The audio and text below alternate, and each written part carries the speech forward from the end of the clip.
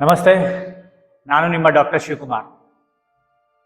ಪ್ರತಿ ಯಶಸ್ಸಿನ ಕಥೆಯ ಹಿಂದೆ ನಮಗೆ ಕಣ್ಣಿಗೆ ಕಾಣದೇ ಇರುವಂಥ 4 ಫೋರ್ಸಸ್ಗಳಿರುತ್ತೆ. ಆ ಫೋರ್ಸಸ್ಗಳು ಯಾವುದಪ್ಪ ಅಂತ ಹೇಳಿದ್ರೆ trust, patience, love and efforts. ಈ 4 ಕಣ್ಣಿಗೆ ಕಾಣದೇ ಇರುವಂಥ ಫೋರ್ಸ್ಗಳು ಪ್ರತಿಯೊಬ್ಬ ವ್ಯಕ್ತಿಯ ಹಿಂದಿನ ಯಶಸ್ಸಿನ ಗುಟ್ಟಾಗಿರುತ್ತೆ. ಹೇಗೆ ಅಂತ ಹೇಳಿದ್ರೆ, ನೀವು ಒಂದು ಬೀಜವನ್ನು ತೆಗೆದುಕೊಂಡು ಭೂಮಿಯಲ್ಲಿ ಬಿತ್ತಿದಾಗ ಅದು ಮರವಾಗಿ ಬೆಳೆಯಲಿಕ್ಕೆ ಸಮಯವನ್ನು ತೆಗೆದುಕೊಳ್ಳುತ್ತೆ, ನಿಮ್ಮ ಶ್ರಮವನ್ನು ತೆಗೆದುಕೊಳ್ಳುತ್ತೆ, ನಿಮ್ಮ ಪ್ರೀತಿಯನ್ನು ಕೊಡ್ತೀರಾ, ಹಾಗೆ ತಾಳ್ಮೆಯಿಂದ ಅದು ಮರವಾಗಲಿ ಅಂತ ಕಾಯ್ತೀರಾ. ಆಗ ನಿಮಗೆ ಸಕ್ಸಸ್ ಕಾಣಿಸುತ್ತೆ.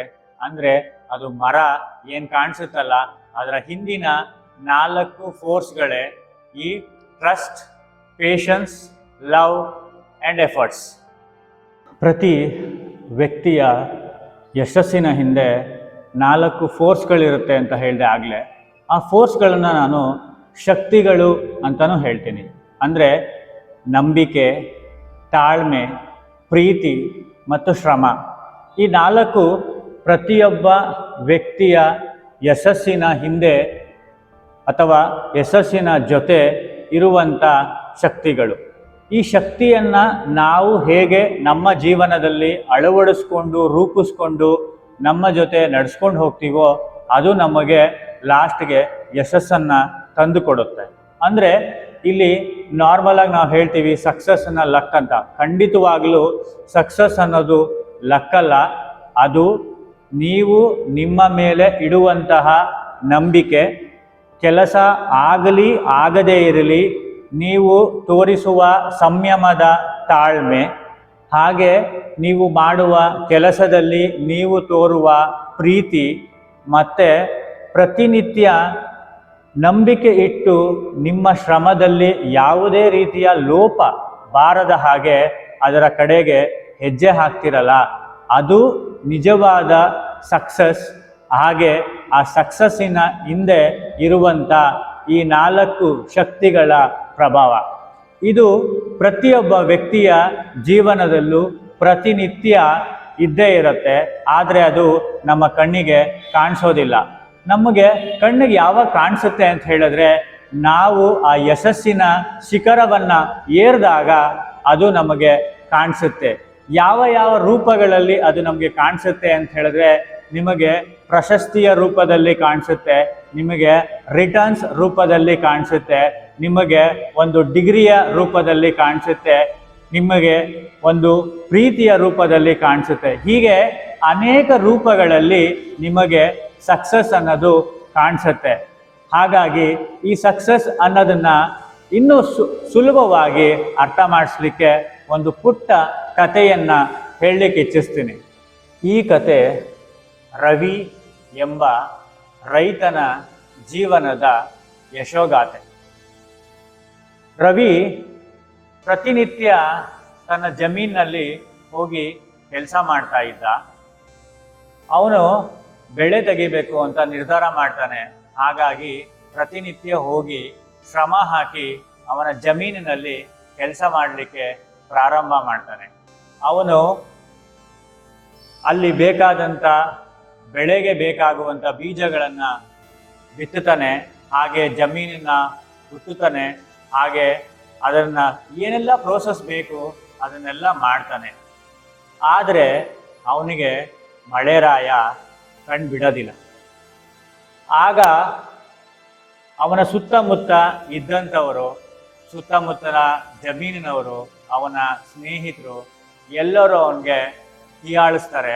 ಏನು ಹೇಳ್ತಾರೆ ಅಂದರೆ, ನಿಂಗೆ ಬೇಕಿತ್ತಾ, ನಿನ್ನ ಶ್ರಮ ಎಲ್ಲ ಹೋಯಿತು, ನಿನ್ನ ಸಮಯ ಹೋಯಿತು, ನಿನ್ನ ಹಣ ಹೋಯಿತು, ಮಳೆನೇ ಬರ್ತಾ ಇಲ್ಲ, ಬೆಳೆ ಎಲ್ಲಿಂದ ಬರುತ್ತೆ, ನಿನಗೆ ಎಲ್ಲ ಲಾಸ್ ಮಾಡ್ಕೊಂಡಿಯಲ್ಲ ಅಂತ ರವಿನ ನಿಂದನೆ ಮಾಡ್ತಾರೆ.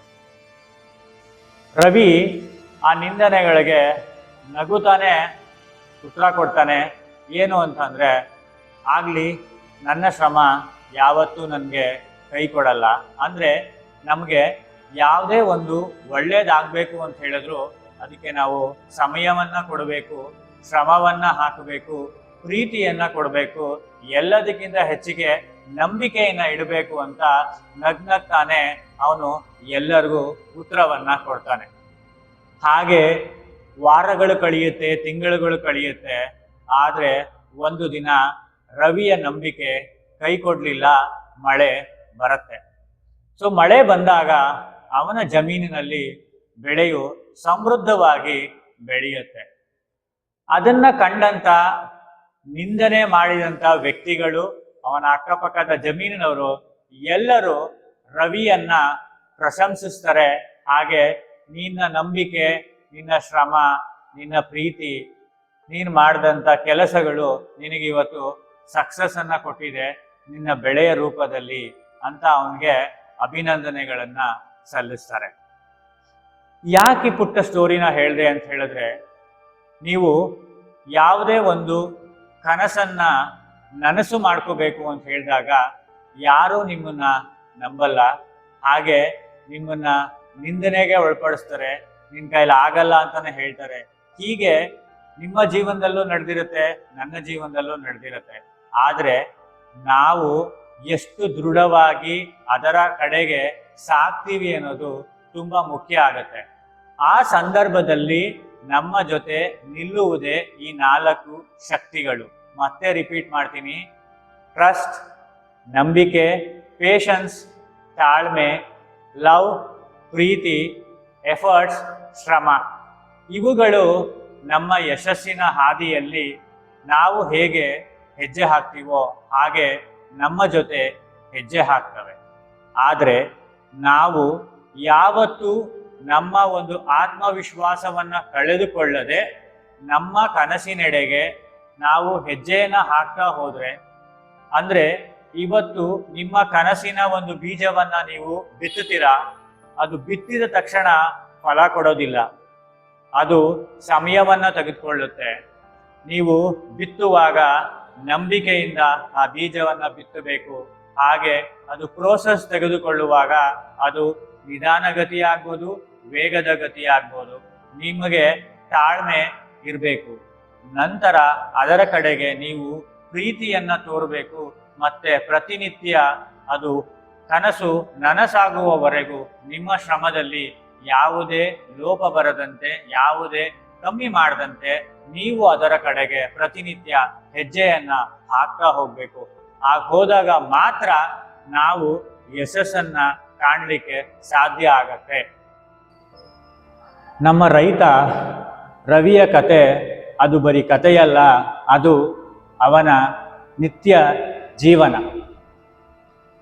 ಯಾಕೆ ಈ ಕತೆ ಹೇಳಿದೆ ಅಂತ ಹೇಳಿದ್ರೆ, ಈ ಕಥೆಯನ್ನ ನೀವು ಗಮನಿಸೋದಾದ್ರೆ ಅಲ್ಲಿ ರವಿ ಪ್ರಕೃತಿಯ ಮೇಲೆ ನಂಬಿಕೆಯನ್ನ ಇಟ್ಟ, ಹಾಗೆ ತಾಳ್ಮೆಯಿಂದ ಕಾದ, ತಾನು ಮಾಡುವ ಕೆಲಸಗಳನ್ನು ಪ್ರೀತಿಯಿಂದ ಮಾಡಿದ, ತನ್ನ ಶ್ರಮದಲ್ಲಿ ಯಾವುದೇ ರೀತಿಯಾದಂಥ ಒಂದು ಕುಂದುಕೊರತೆ ಬಾರದ ಹಾಗೆ ಶ್ರಮವನ್ನು ಪ್ರತಿನಿತ್ಯ ಹಾಕ್ತಾ ಹೋದ. ಹಾಗಾಗಿ ಯಶಸ್ಸು ಅವನಿಗೆ ಬೆಳೆಯ ರೂಪದಲ್ಲಿ ಅವನ ಜೀವನದಲ್ಲಿ ಬಂದು ನಿಲ್ತು. ಹಾಗಾಗಿ ನಾವು ಪ್ರತಿಯೊಬ್ಬರು ನಮ್ಮ ಜೀವನದಲ್ಲಿ ಈ 4 ಶಕ್ತಿಗಳನ್ನು ರೂಢಿಸ್ಕೋಬೇಕು ಅಂತ ಹೇಳ್ತೀನಿ. ಒಂದು, ಈ 4 ಶಕ್ತಿಗಳು ನಮಗೆ ಕಣ್ಣು ಕಾಣೋದಿಲ್ಲ, ನಮ್ಮಲ್ಲೇ ನೆಲೆಗೊಂಡಿರುತ್ತೆ. ಅದನ್ನು ನೀವು ಕಂಡ್ಕೊಳ್ಳಿ ಅಂತ ಹೇಳ್ತೀನಿ. ಯಾರೆಲ್ಲ ಕಂಡ್ಕೊಂಡಿದ್ದೀರಾ ಅದನ್ನು ಇನ್ನೂ ವೃದ್ಧಿ ಆಗಲಿಕ್ಕೆ ಅದರ ಅರ್ಥ ನಡೀರಿ. ಯಾರೆಲ್ಲ ಇದರಲ್ಲಿ ಇನ್ನೂ ಕಂಡ್ಕೊಂಡಿಲ್ಲ ಅಂತ ಹೇಳಿದ್ರೆ ಅವನ್ನ ನಿಮ್ಮ ಜೀವನದಲ್ಲಿ ರೂಢಿಸ್ಕೊಳ್ಳಿ. ಇದು ಪ್ರಾಕ್ಟೀಸ್ ಆಗಿ ನಿಮ್ಮ ಜೀವನದಲ್ಲಿ ನಡೀತಾ ಇರಲಿ. ಯಾಕೆ ಅಂತ ಹೇಳಿದ್ರೆ, ನಾವು ಕಾಣುವ ಒಂದು ಕನಸು ನನಸಾಗಬೇಕು ಅಂದರೆ ಈ 4 ಶಕ್ತಿಗಳ ಅವಶ್ಯಕತೆ ಪ್ರತಿಯೊಬ್ಬ ವ್ಯಕ್ತಿಗೂ ಪ್ರತಿಯೊಬ್ಬರ ಜೀವನದಲ್ಲೂ ಅತ್ಯವಶ್ಯಕ. ಹಾಗಾಗಿ ನಮ್ಮ ನಂಬಿಕೆ ಹೇಗಿರಬೇಕು ಅಂತ ಹೇಳಿದ್ರೆ, ಯಾರು ನಮ್ಮನ್ನು ನಂಬದಿದ್ರೂ ಪರವಾಗಿಲ್ಲ, ನೀವು ನಿಮ್ಮ ಮೇಲೆ ಯಾವತ್ತೂ ನಂಬಿಕೆಯನ್ನು ಕಳ್ಕೋಬಾರ್ದು. ನೀವು ಒಂದು ಕನ್ನಡಿಯ ಮುಂದೆ ನಿಂತರೆ ಕನ್ನಡಿಯು ಸಹ ನಾಚುವಂತೆ ನಿಮ್ಮ ನಂಬಿಕೆ ನಿಮ್ಮ ಮನದಲ್ಲಿ ದೃಢವಾಗಿರಬೇಕು. ಹಾಗೆ ತಾಳ್ಮೆ, ತಾಳ್ಮೆ ಹೇಗಿರಬೇಕಪ್ಪ ಅಂತ ಹೇಳಿದ್ರೆ, ನಿಮ್ಮನ್ನೆಲ್ಲ ತುಳಿಲಿಕ್ಕೆ ಪ್ರಯತ್ನ ಪಡುವಂಥವರು, ನಿಮ್ಮನ್ನ ಕಾಲೆಳೆಯುವಂಥವರು ಎಲ್ಲರನ್ನ ಕೆರಳಿಸುವ ರೀತಿಯಲ್ಲಿ ನಿಮ್ಮ ತಾಳ್ಮೆ ನಿಮ್ಮಲ್ಲಿ ಇರಬೇಕು. ಹಾಗೆ ಪ್ರೀತಿ ಹೇಗಿರಬೇಕಪ್ಪ ಅಂತ ಹೇಳಿದ್ರೆ, ಒಂದು ತಾಯಿ ಕನ್ಸೀವ್ ಆದಾಗ ಆ ಕಾಣದ ಮಗುವಿಗೆ ಹಂಬಲಿಸ್ತಾಳಲ್ಲ ಪ್ರೀತಿ, ಆ ರೀತಿ ನಿಮ್ಮ ಕೆಲಸದಲ್ಲಿ ಪ್ರೀತಿಯನ್ನು ನೀವು ತೋರಬೇಕು. ಮತ್ತು ಶ್ರಮ ಹೇಗಿರಬೇಕಪ್ಪ ಅಂತ ಹೇಳಿದ್ರೆ, ಪ್ರತಿನಿತ್ಯ ನಮಗೆ ಹೇಗೆ ಅನ್ನ ಊಟ ಮಾಡಿದ ತಕ್ಷಣ ಹೊಟ್ಟೆ ತುಂಬಿದಾಗ ನಮಗೆ ಖುಷಿ ಆಗುತ್ತಲ್ಲ, ಅದೇ ರೀತಿ ಪ್ರತಿನಿತ್ಯ ನಮ್ಮ ಶ್ರಮ ನಾವು ಮಾಡುವ ಕೆಲಸದಲ್ಲಿ ನಾವು ತೋರಬೇಕು. ಈ 4 ಶಕ್ತಿಗಳನ್ನು ನಮ್ಮಲ್ಲಿ ರೂಢಿಸ್ಕೊಂಡು ಅದಕ್ಕೆ ಬೇಕಾದಂಥ ಎಲ್ಲ ರೀತಿಯ ಕೆಲಸಗಳನ್ನು ನಾವು ಮಾಡ್ತಾ ಹೋದರೆ ನಮ್ಮ ಕನಸುಗಳಾಗಲಿ ನಮ್ಮ ಪ್ಯಾಷನ್ಗಳಾಗಲಿ ನಮಗೆ ಖಂಡಿತವಾಗಲೂ ಲಭಿಸುತ್ತೆ ಅಂತ ಹೇಳಕ್ಕೆ ಇಷ್ಟಪಡ್ತೀನಿ. ಹಾಗಾಗಿ trust, patience, love and efforts, that's the real success for every one. ಈ ವಿಚಾರ ನಿಮ್ಗೆ ಇಷ್ಟ ಆಗಿತ್ತು ಅಂತ ಹೇಳಿದ್ರೆ ಶೇರ್ ಮಾಡಿ. ಯಾಕೆ ಅಂತ ಹೇಳಿದ್ರೆ ಒಳ್ಳೆಯ ವಿಚಾರಗಳ ಕೊರತೆ ನಮಗಿದೆ. ನಿಮ್ಗೆ ಅನಿಸ್ತಂಗೆ ಮಾಡ್ತೀರಾ, ಇಟ್ಸ್ ಓಕೆ, ಮಾಡಿ. ಆದರೆ ಈ 4 ಶಕ್ತಿಗಳು ನಿಮ್ಮಲ್ಲಿ ಇರಲಿ ಅಂತ ಹೇಳ್ತಾ, ಥ್ಯಾಂಕ್ ಯು, ಟೇಕ್ ಕೇರ್, ನಮಸ್ತೆ.